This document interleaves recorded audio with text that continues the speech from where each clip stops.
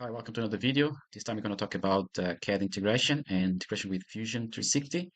So you can start by going into integrations and look for the Fusion 360 page. So download the add-in from the Fusion App Store, select your operating system like Windows and download it. Install in Fusion. Once you have done that, you should have, when you open an assembly, you should have the OpenBOM integration in the Utilities panel. So if you go into Utilities, you should have the OpenBOM integration. You can also add those menus. If you have not done so, you can pin them to the toolbar. So all those commands are there. Also recommend that you go into settings. The quick start configuration should be available where it's sending directly to Fusion catalog. It has a few default properties like the quick start configuration. You can configure with the template manager. You can add properties from this. You can also generate a new template to select different properties from Fusion. So you can choose which ones you want to send.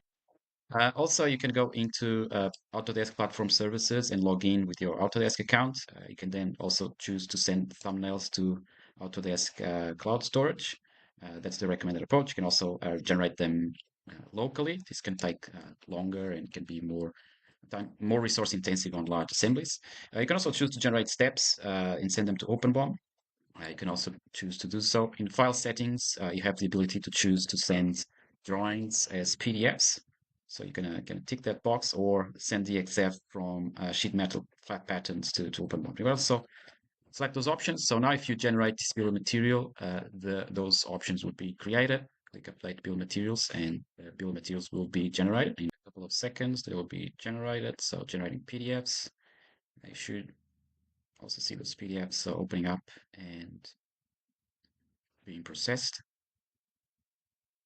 And then there you go. You'll have the OpenBOM panel will open up on the bottom. A few more coming through. So it can be a real-time saver, just generate all this information at once instead of having to do this over and over manually.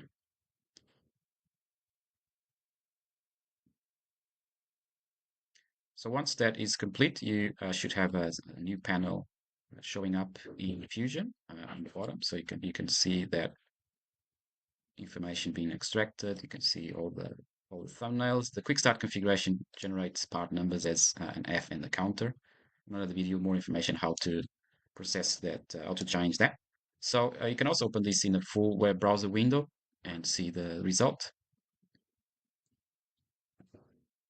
So there we go. We have all the Fusion data, all the right quantities, and also PDFs generated from Fusion drawings.